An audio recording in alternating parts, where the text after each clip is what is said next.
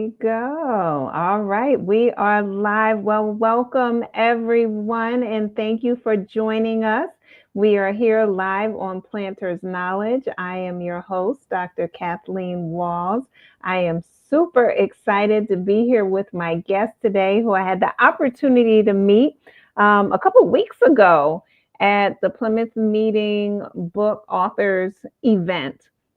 And so this is author Charlotte Caminos. Now, she told me a tale about her age that I do not believe. And I don't know if she's going to try to tell that tale again today or not. I know she writes stories, and I think this is a story that she has told me.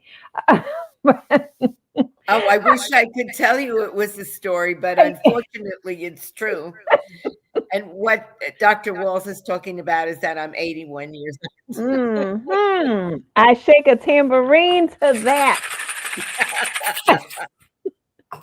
My mother always tells me she said, you're one of the only people that I know who has old girlfriends. And she said, I don't mean that they've been around forever. She said, you have always liked hanging out with people who are like 80 and 90 years old. Like I talked to one of the women who's been in my life. I remember meeting her when I was in a stroller. I was probably about the age of 3, and she's now 88.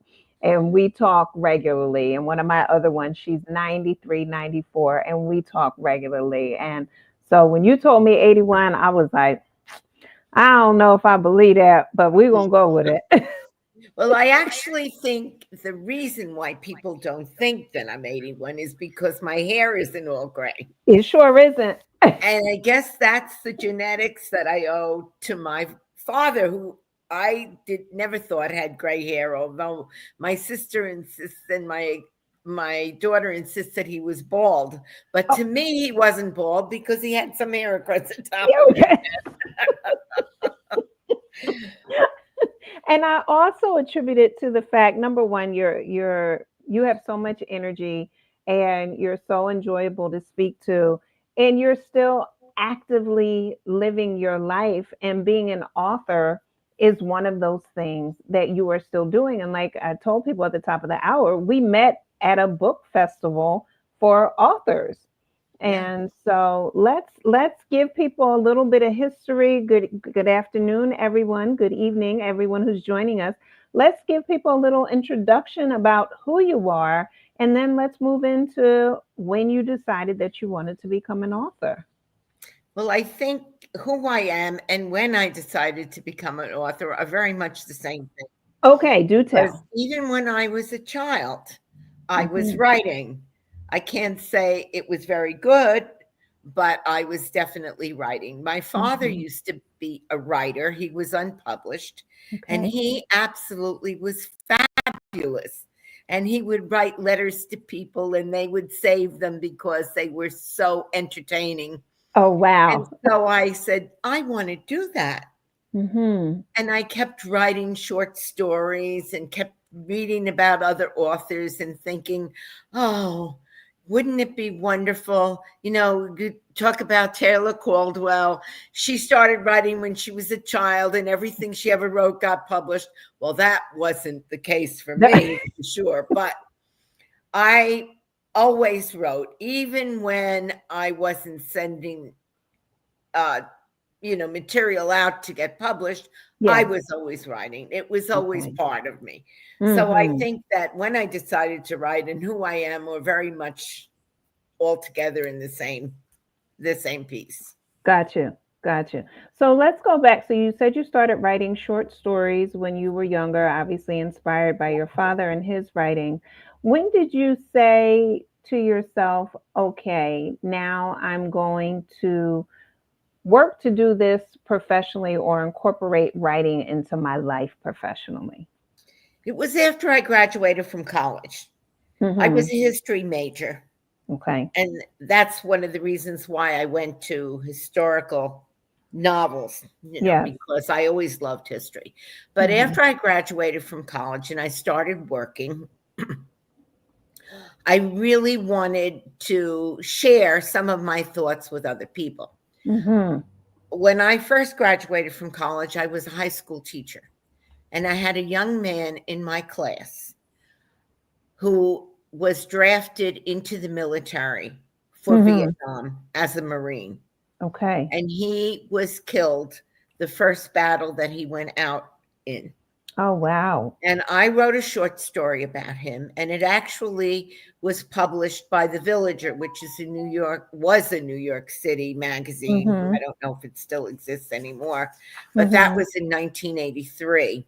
Okay. And they actually was so taken with him and what he had done in service to our country that I just wanted to share that. Yeah. Yeah. I then decided that, if you really want to write, you need to get some professional help. So I joined a group called the Writing Center, which still exists in New Jersey, in Englewood Cliffs. And I was one of several people that would go to this class every Wednesday night. And I started writing the novel then, believe it or not. Really? Which I just had published. Oh my God. And what year was this? Oh, that was about 1980. You know what? Thank you for sharing that, because you were probably the third author that I've interviewed recently that has talked about how they started a project in the 80s, but it wasn't until between 2018 and now that they ended up finally finishing and publishing it. And I think that's so important for people to realize that although you may start it at one point and it hasn't come to pass yet, it doesn't mean that it won't. It just takes the time that it's taken. And it takes the belief that you can do it. Okay. Which of course gets very slim at times. You think that you failed. You don't think that you're ever going to achieve it. But I remember my father saying, you can be anything you want to be. You just have to make up your mind to keep doing it and to work really hard. Yeah.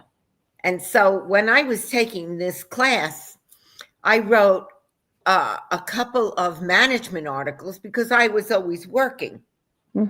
I went back to work when my son was a baby. And so I was always working, and I was working in a healthcare facility, and I wrote 2 management articles that got published by Dental Economics magazine, and they were front cover specialty articles. Okay, wow. Right on the cover of the magazine. Fantastic. And I was very encouraged by that. In the meantime, I was still working on this novel, and every time I would go to class, I'd have to read part of it aloud to the group, and then I would have to endure the criticisms and the feedback that was coming to me. So that was sometimes very difficult to do.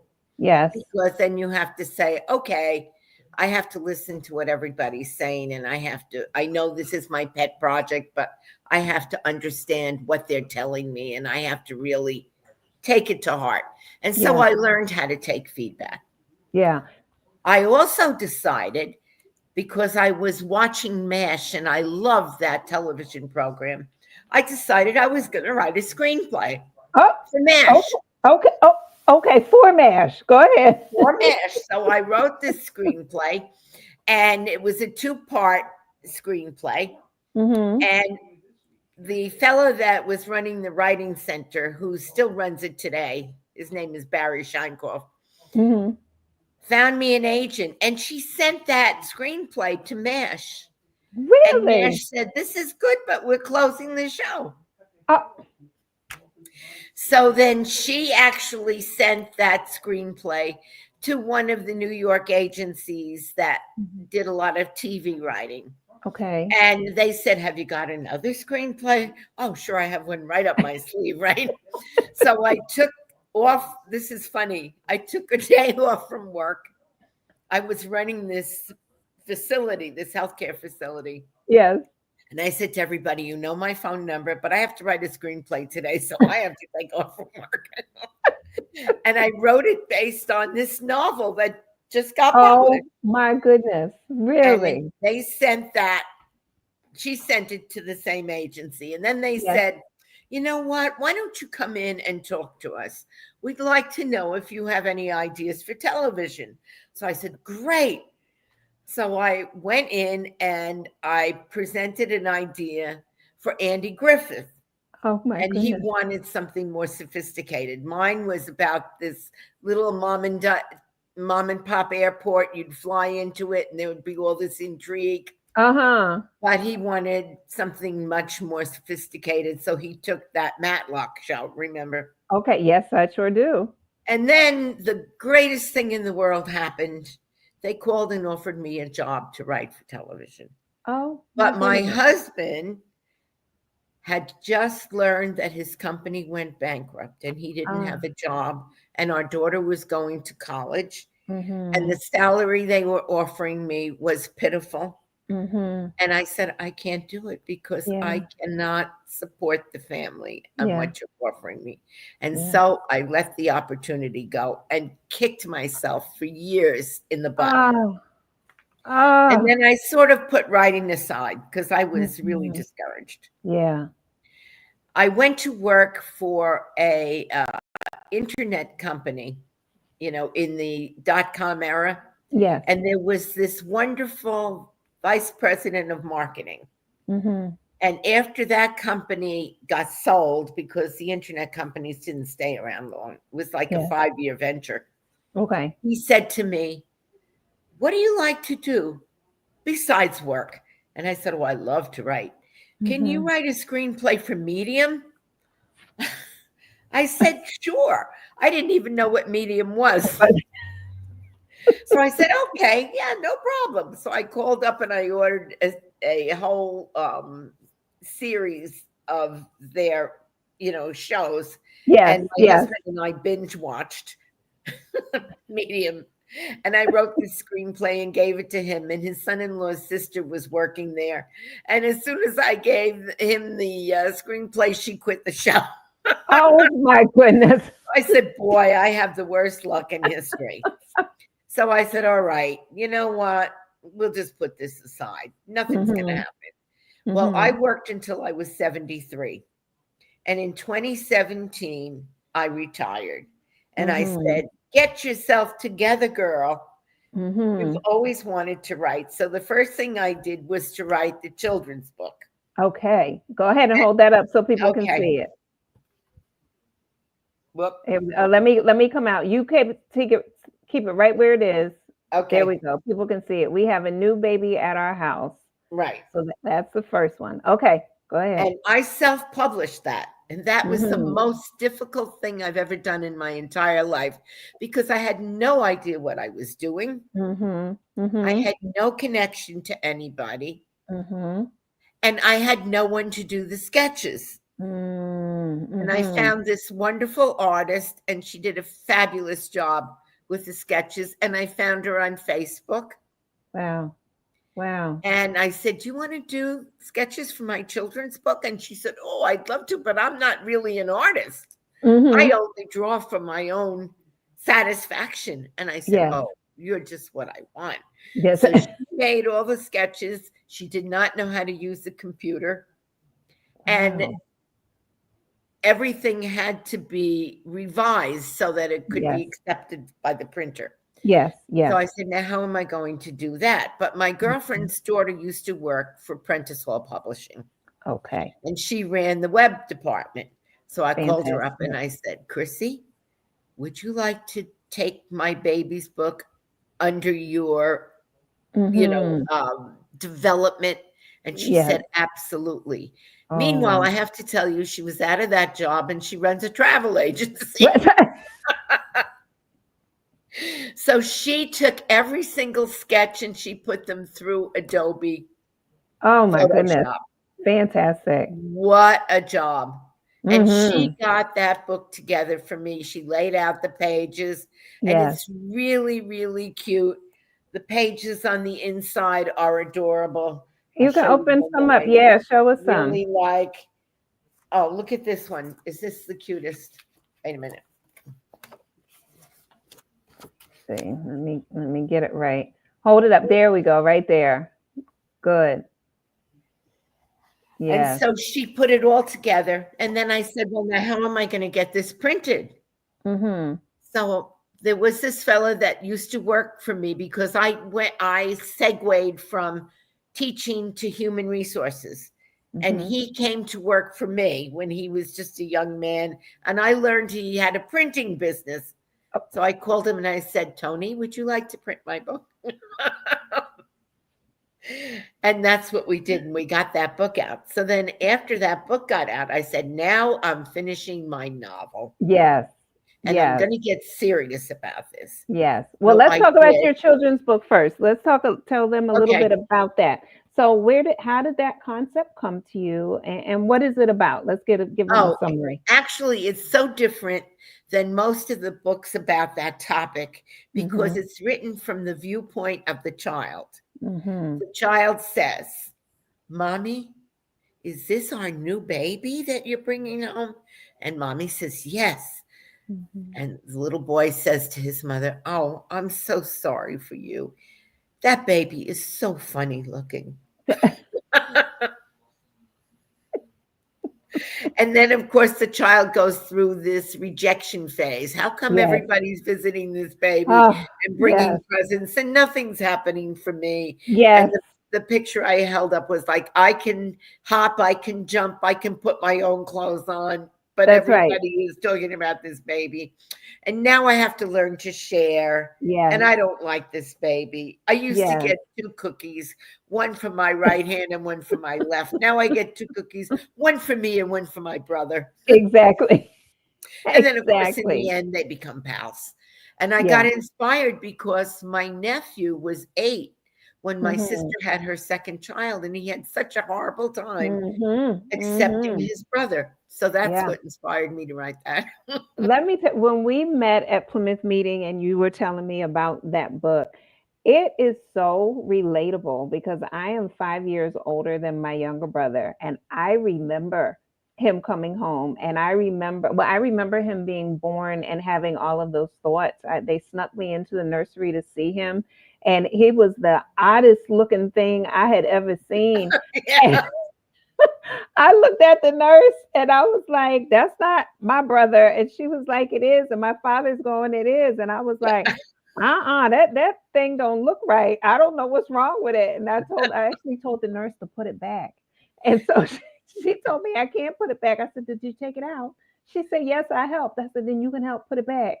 So I did not want him at all. And then he came home, and it was a line around the block to see him. And all I wanted to do was play with my friends, but they wanted to come see the new baby. So that book, I think, is so relatable for people. Where can they get that book? That's available on Etsy. Oh, it's on Etsy. Okay. It is on Etsy. And you know what's so funny about it is that people that have purchased the book, people I don't even know, send me a Mm-hmm. little message on Etsy and they say, you know, my child now says to me, can you read me the story of our family? Oh, that's So they nice. associate with being that child, Mm-hmm. who is trying to accept the new baby. And Yeah. that was a very satisfying experience to Mm-hmm. be able to get this book published. Yeah. So I Now, said, I'm sorry, go okay, ahead. no, no, go ahead. I was going to ask, how long did it take you from the time that you wrote it to the time that you published it? What was the One journey? year, 1 year. Fantastic. 1 year. Okay. Because the woman did the sketches and she did one a week Mm-hmm. for me. And then she would send them to me and she would say, do you want any changes? And I would say, no, I don't really think I want any changes. These are perfect. And she would say, I think I have to redo this one because it's not perfect to me. Okay. But she was wonderful to work with. Good. And I just felt like I was so blessed to be able to be put in line with these wonderful people who helped Yeah. me. I never Yeah. would have been able to do it any other way. That's so good. And there's so many lessons in that for people who are interested in writing and publishing your project that many times you have people already within your network that can help you through the process. So make sure ask people. I know with me, with my first children's book, I was asking everybody. I didn't care who I met. Can you draw? Can you illustrate? Do you know an illustrator? Because I wanted to get that story out and I never knew where that illustrator was going to come from, but I knew that they would eventually appear in my life. And that it took 10 years, but they finally did show up and they've been absolutely wonderful. It's great. It's really great. Yeah. And this, this person is in abeyance. We have another one that we thought about doing, and she keeps telling me, am I going to do these sketches? And I said, well, right now I'm trying to get this other book off the ground. Yes. So, Yes. Now we will.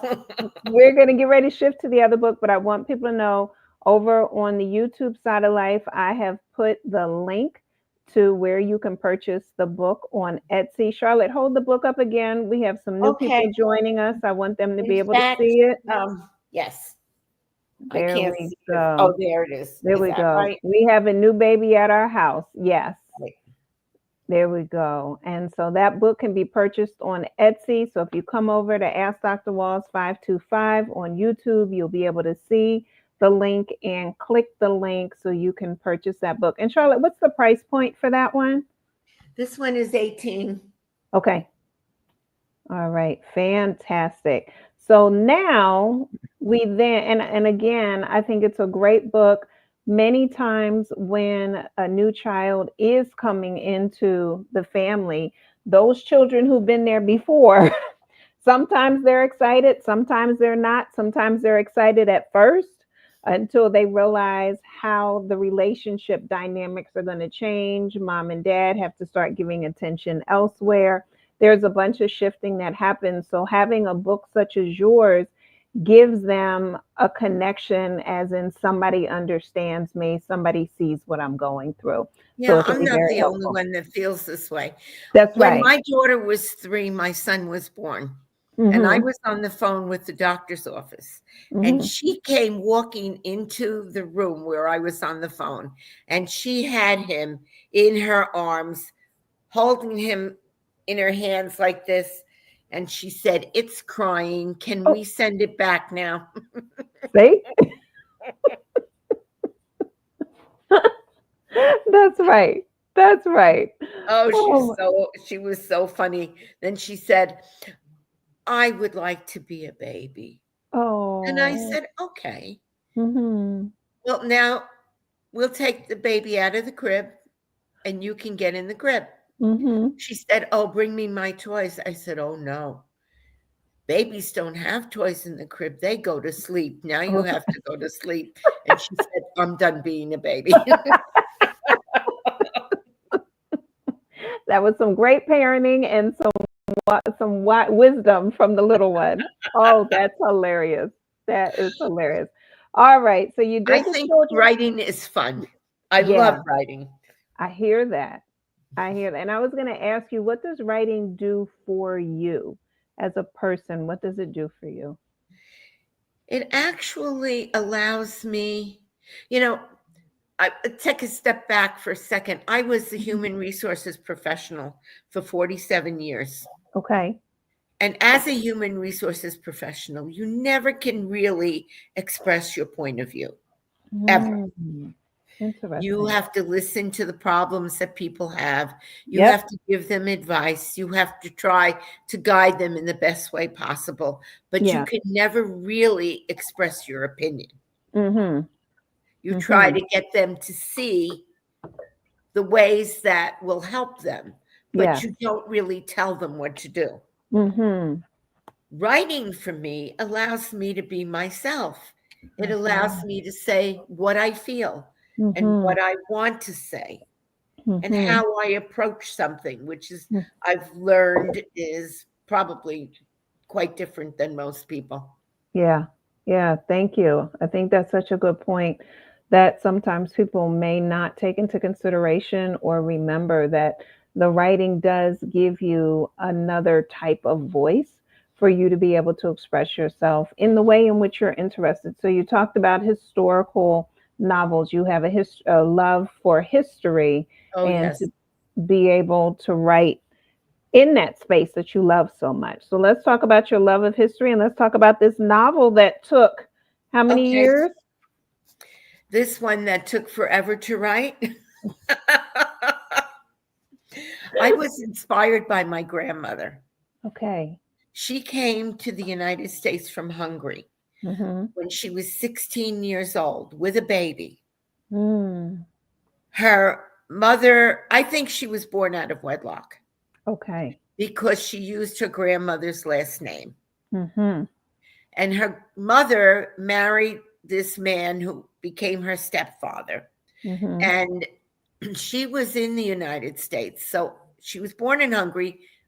How she got to the United States initially, I have no idea. Okay. But her mother and the man she married took her back to Hungary. I don't think he wanted any part of her Okay. because they sent her to work in this castle in the town that she was born in. Mm-hmm. And the count made her pregnant. Oh. And so she had this baby and she was 16. And her Mm-hmm. mother and her stepfather said, "We don't want any part of you. Wow. So now we're sending you back to the United States and you can stay with your grandmother." So she came to the United States, but then left the United States and went back to Hungary, Yes. and then was sent back to the United States. And she came with this baby and she lied Wow. about her age. She Mm-hmm. used her sister's name because I found her on the Ellis Island Yes. website. Yes.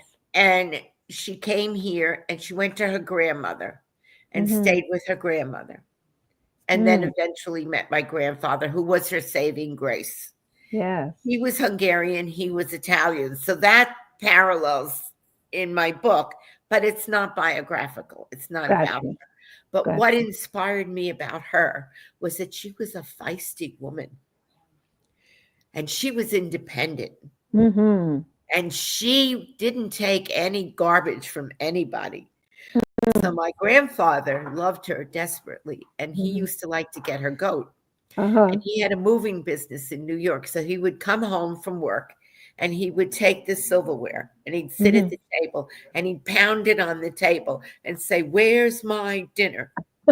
And my grandmother would go in the kitchen and Mm-hmm. turn off the cooking and put her coat on and leave. And I was just about 8 years old at Uh-huh. the time because she died when I was 9. And I Okay. said, "I want to be just like her."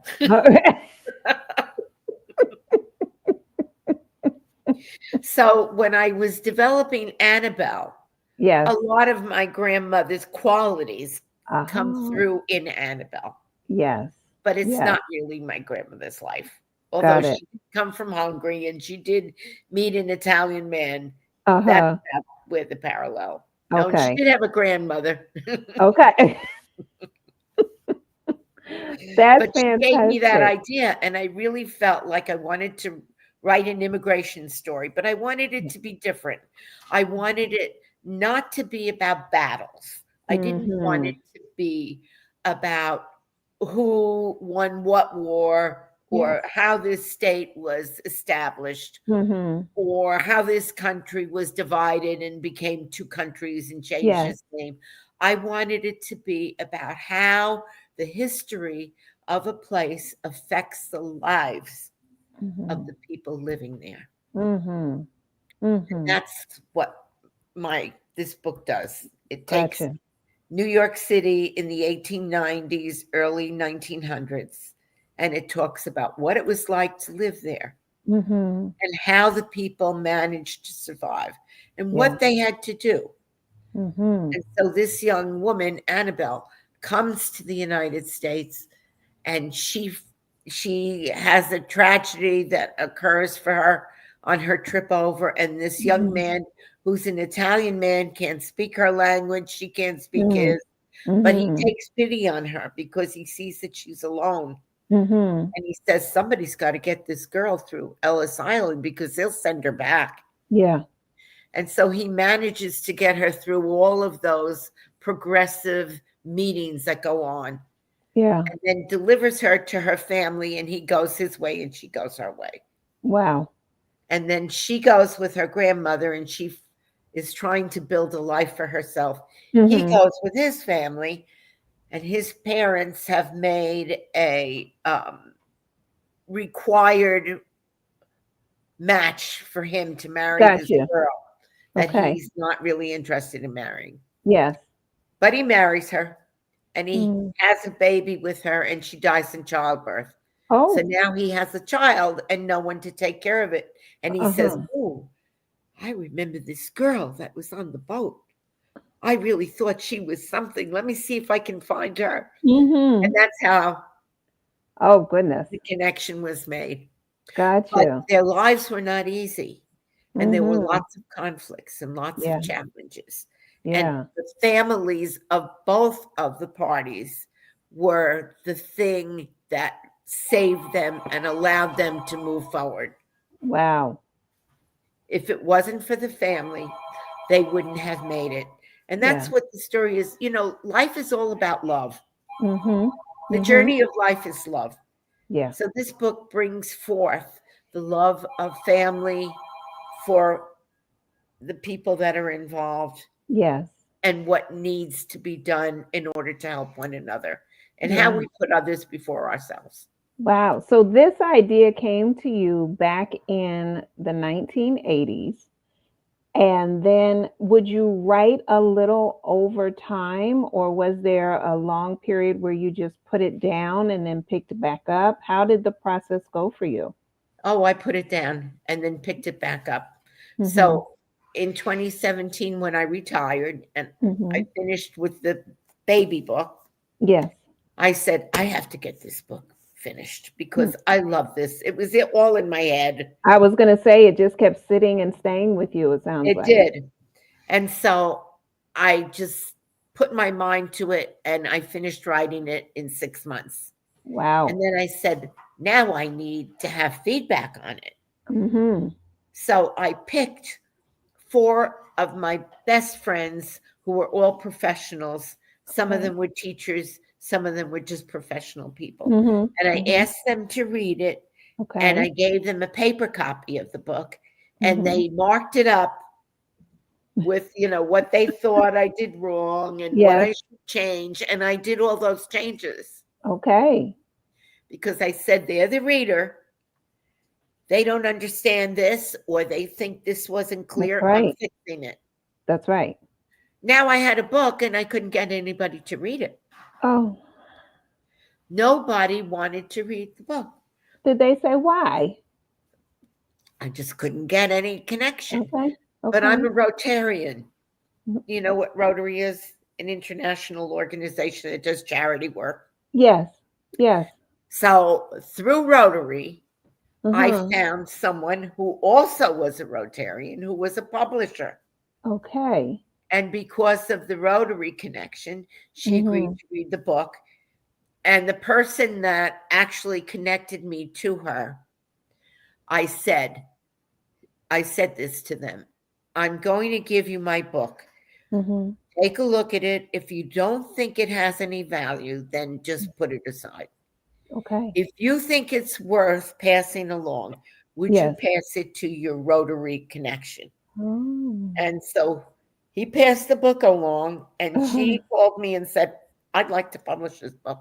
Oh my goodness. And that's how I got published. Wow. Wow.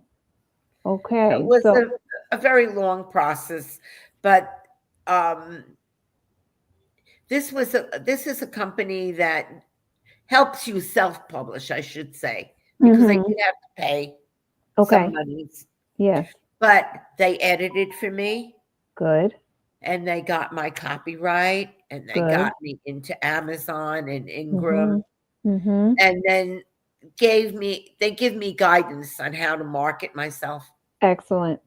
Excellent. So I'm very pleased with them. They're called Ledge Media, and they're Okay. based out of California. Okay. Thank you for sharing that, because a lot of times when people do independent publishing now, there are different ways in which it can be done, where you can do it all by yourself 100% through Amazon, KDP, the Kindle publishing, or you can hire an independent publishing company, which is what I did with my first book back in 2009. And they created the cover. I was able to identify an editor through them as well. They did the formatting. They did all the layout. They did all of that.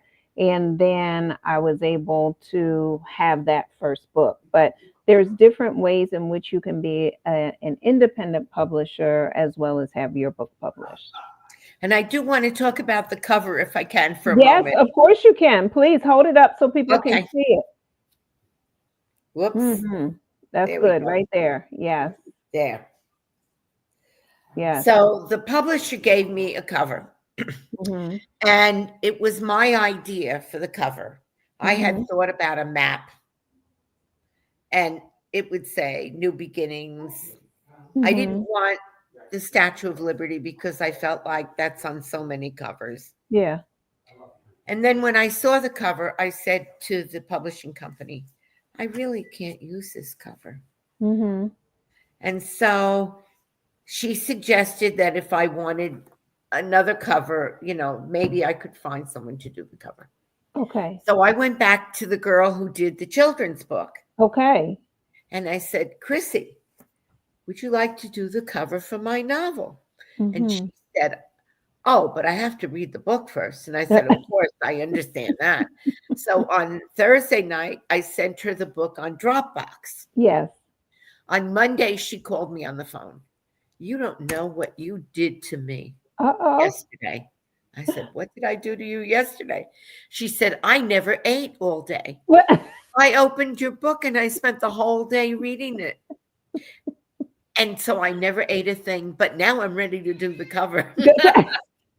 And I think she did a great job on the cover. I love the cover. It's very nice. What do you like about it? I like the fact that it has the family tree. Mhm. Because when I talked about, the book, a lot of it is about family. Yes.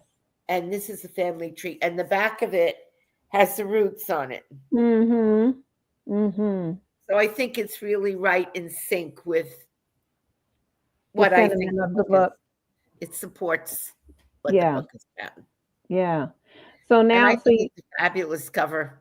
it is. It is very it's a nice looking cover. It definitely caught my eye when I was walking around that day. Oh, this girl is just amazing. She's got such talent. Even Wonderful. though she's now doing travel sales. Right. Wonderful. So now you went through the writing process, you went through the publishing process. What has marketing been like for you? Oh, tough. Mhm. Very tough. I've had several presentations. One was just fabulous. As a Rotarian, I was Mhm. president of the Rotary Club in New Jersey in Secaucus because I worked for Harts Mountain Industries, which Okay. you probably heard of Harts Mountain Pet Food. Yep. But they have a real estate company, and I worked for the real estate division. When I worked for them and I was in Rotary, they were such a wonderful, supportive company. Mhm. So I still knew somebody who was in the Rotary Club. And when I talked to him and I told him I had published this book, he Yes. invited me to be a speaker. Okay. And I went to the Rotary Club in Secaucus. My husband took me there. Mhm. And I actually had about 20 people that came to the meeting. And some of the people weren't even current members anymore. But when I Mhm. was president of that club, we brought in children from third world countries and Oh, we did wow. open heart surgeries and all kinds of Mhm. things. So this one Mhm. doctor had come in and I said, oh, I'm so happy you're here. The thing I remember most about you is that little boy that you operated on. There was a little Mexican boy who had a Mhm. tumor on his face that stood out about a foot. Wow. And he operated on that boy and he Mhm. removed that tumor. And that Wow. child went back to Mexico. And by the way, that child and his mother lived in a cave in Mexico. Oh my goodness. And the doctor said to me, you know what, Charlotte? That boy is an adult now and he sells travel services in Oh, Mexico. And I said, wow. isn't that wonderful that he's Look at still that. alive? So I had a Wow. wonderful experience there talking about my book. They Mm-hmm. asked me to do a PowerPoint, which would give people who were interested in the club some guidelines on how to write a book, which I Yes. did, send it Yes. back to them. And Okay. they have a program where they give support to families that move into that particular area and don't have a lot of finances. Yes. They Yes. give them these little welcome baskets, Yes. and they bought 16 books from me, and they put these baby books in Oh. every basket. Oh, how nice. Isn't that great? Yes, it is. And it was just a wonderful experience. So I've talked at a Wow. number of Rotary clubs. I have another one Mm-hmm. coming up in March. Okay. I presented or will be presenting to this women's group in Princeton, which is called Elevate. And Mm-hmm. it's about women who are developing their careers. Okay. And I have another Rotary Club that wants me to develop a topic, which will be everybody has a book in them. I think That's a good that's one. true Yeah. because so many people say, "Oh, I would really like to write a book," or "I have this idea for a book." Yes. Yes. So I've been doing a lot of that, and then of course going to the book fairs, like the one Mm-hmm. that was in Plymouth meeting, Mm-hmm. Mm-hmm. and anything that I can think of to do. Yeah. I think that's so, it's so good. I remember when it was somebody who I met in 2006. I had gone down and done some volunteer work post Katrina, post Hurricane Katrina. And at that point, they had people living on one of the cruise lines and so forth. And so I had gone on there and I had given an empowerment speech. And one of the people who was working on the ship pulled me aside and asked me when was I going to write a book. And at that point, I had no intention of writing a book. I hadn't even thought about it. And he looked at me and he said, there's an audience just for you. And that resonated in me for at least 3 years before I wrote my first book. And so I agree with you when you say everyone has a story. It's up to you whether or not you're going to tell it, and whatever that particular story is through whatever genre you choose to write. Right. And so many stories that people have are so moving Yeah. and they give you so much to think about. Yep. Yep. I have a message for you here from Shayla Franklin, who says, hello, Oh, ladies. Great stuff, Charlotte. So proud of your success. oh, thank you, Shayla.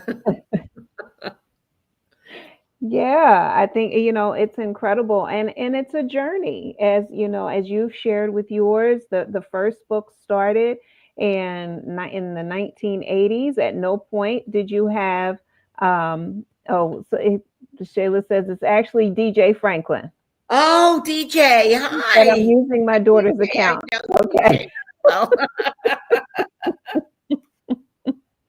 Thank you, DJ, for One of my clarifying. favorite people. Okay. But we, in that, even though you started in the 80s and you stopped, there was another book underneath. In the 80s, you didn't know there would be a baby book that would come out 20 some years later, or did No, you? Okay. no, I didn't. And I also am writing the sequel to this book that I published. Oh, do tell. Oh, it's just going so wonderfully.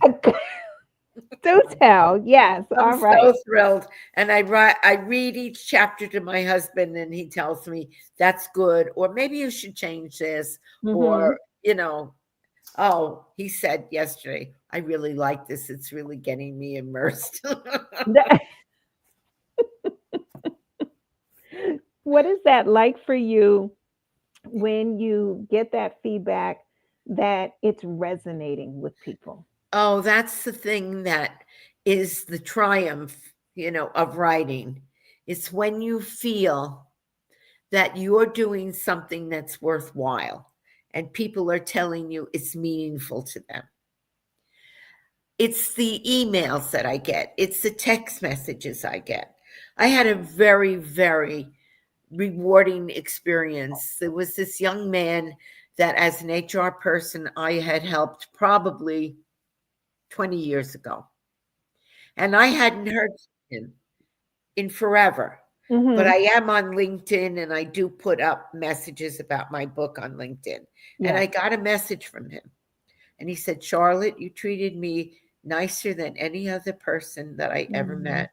And I would like to buy a copy of your book. And I said, thank you so much. And so I arranged with him on how to buy a copy of the book. And then he sent me back another message and he said, never mind, I want 2 copies. I want you to take the second copy. And send it to one of the schools that your grandchildren go to. And so I have 2 grandchildren that went to Duquesne University in Pittsburgh. And so I took the book and I put a placard in it that it was donated by this man. And I sent it to the president of Duquesne and he put it in the library there and he sent me back a nice thank you. And I was so taken back that this person would buy a book. You know, and those are the things that I think are so meaningful. Your book really made me think about so many things. One of my girlfriends said to me, I finished reading your book and I was crying. It moved me so much. Then another one said to me, I got mad at the end of the book because I didn't like what that character did. And I think it's all positive stuff. You know, it's great. It's amazing, right? That emotional investment that people start to have with the characters that you've created. And it's not just you, right? It's that this does translate and is relatable to other people. Yeah, these people have their own life. My characters have their own life. I know that because when I sit down to write, I say, okay, today I'm going to write this section of the book and I know what I'm going to write. And then I sit down and all of a sudden my character starts deciding it's going to do something I didn't know it was going to do. And I'm like, are you real? Are you a ghost? Right. Are you a real entity or am I creating you? It's the truth. It's like they have an energy of their own. And you tap into that and you start to tell their story. They're like, no, this is my story and I want it told this way. Right. And I think it's so interesting that happens that way. Yes. I have another message here from Dr. Louise Wade. She is a fantastic veterinarian in the Philadelphia area for anybody who needs veterinary services. She says, I love how Charlotte's commitment to following her passion helped to motivate her illustrator, cover designer to discover her hidden talent potential to launch her very own new career path. That's really nice. Thank you very much. Yes. So I just love what I'm doing. I get so much joy out of it. And the other thing that I just want to say is that everything I'm writing has positivity in it because so many books that are being published today are so dark and they bring you down. I mean, I have a book club and one of the women said, if I have to read one more book that makes me depressed. So I, in my own head, have vowed that I'm not going to do that. Even though everybody has challenges in life, life is like a roller coaster. You go up, you come down. You go up, you come down. You just hope you end up on the upside. That's right. But you have to see the positive side of things and what brings you joy and brings others joy and what the benefits are. And that's what I strive to do in anything that I write. Excellent. And so again, on the YouTube side of life, if you have not joined us over at Ask Dr. Walls 525, please be sure to check us out on that side. And I only mention that because there is the write-up about Charlotte, about who she is in this tall tale that she's 81 years old that she keeps telling. So I'm going to keep telling it too. But there is the link to her website. There's also the links to the books. The first book, her children's story, can be found on Etsy. And the second book, New Beginnings, can be found on Amazon. And that link is also in the chat room. So you can come on over, click on those links, and go right there and buy these books. And tell me, how much is the price point? What's the price point for The the novel? it's interesting because I noticed that Yeah, there we go. Let on me pull Barnes out and so they can Nobles see it. it's $15.99 for this Yeah. soft cover book. On Amazon it's $15.99. On Barnes and Nobles it's $17.99. Yeah. So I think it depends upon what the store feels. What there? Yeah. Sometimes they'll run specials too. Because I know sometimes with my books, I'll go on and they'll be marked down from 15.99 to like 11 or something, and I'll jump on and make a blast. Like there's a flash sale happening on Amazon. Go grab the books now. Yeah, So I yeah. had a an opportunity to meet readers at Barnes and Nobles in a 2-hour period one Saturday, and I sold Yeah. 8 books that day through Barnes and Fantastic. Nobles. And Fantastic. that was a really fun thing to do. Yeah. Now, do you do book reads? Will you go out and do those in places, libraries I or have schools? not been asked to do book reads, although I really would like to make this into an audio book. And then I think, oh, Charlotte, you have this New York City accent. Are you sure anybody wants to hear it? Yes, we want to hear it. Yes, we do. And it should be a screenplay. So you still got to get that screenplay out of you. I have to get the screenplay out. Fantastic. So you have the sequel coming up. Anything else coming up that we should be aware of so we can support you? Well, just the program that I will be doing for Elevate, but I don't have a date yet Okay. for that. Okay. Will that be on your website eventually? That will be on the website. And there is going to be in April another book fest in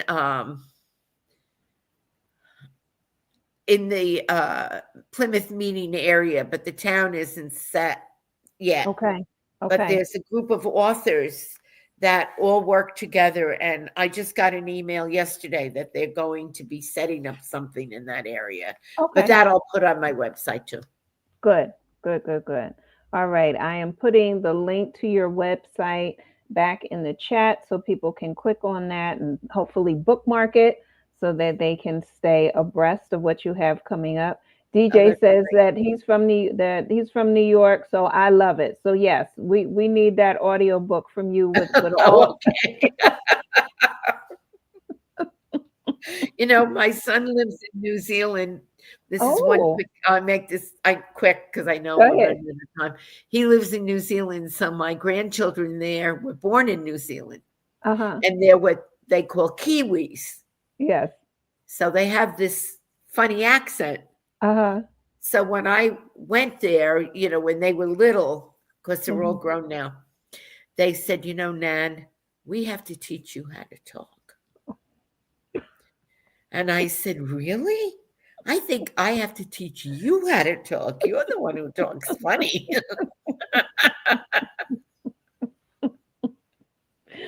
That is too much. My son will talk to me. He's lived there for 30 years. Wow. And he'll tell me a story and I'll say, now put it in English so I know what you're talking about. Because he uses all of these colloquialisms that belong to New Zealand. Yes. Oh my goodness. Fantastic. Well, Charlotte, thank you so much for taking the time to talk to us today and share your author's journey. Oh, thank you. It was so enjoyable. I really appreciate the opportunity. Yes, you are welcome. All right, everyone, you have the links. You can go to Etsy to get the first book. I'm going to zoom out again so you can show them the book covers so that they recognize them. So we have the Etsy, we have we have a new baby in our house. That one's on Etsy. The link is in the chat. And then we have the historical novel. And this is New Beginnings. There we go. And that is available on Amazon. So you can get that for yourself. It is so important that we support our authors so that they continue to provide us with these wonderful stories. And that is in the Kindle version too, It for is. people who like to Okay. use Kindle in Amazon. Fantastic. So you can download it and get it today. All right. DJ says many hugs to you, Charlotte. XOXO. Oh, thank you so much. Well, I thank you all for joining us today. If you have not subscribed to Ask Dr. Walls 525, I encourage you to do so. I have plenty more author interviews coming up before the end of the year. If this is your first time joining us, thank you for joining us. I do a lot of vodcasts, like I said, where I interview authors. We learn about their author's journey. I also do shows on wellness, health, and well-being, and so forth. So get used to seeing me pop up on your screen from time to time. For those who are celebrating the holiday next week, have a wonderful holiday. And if you're not and you have off, enjoy your time off. And so until we meet again, as always, God bless and continue to live your greatest life. And I'll see you soon. Thank Bye, you so much. everyone. Bye-bye You're now. welcome, Charlotte. Bye. Bye now.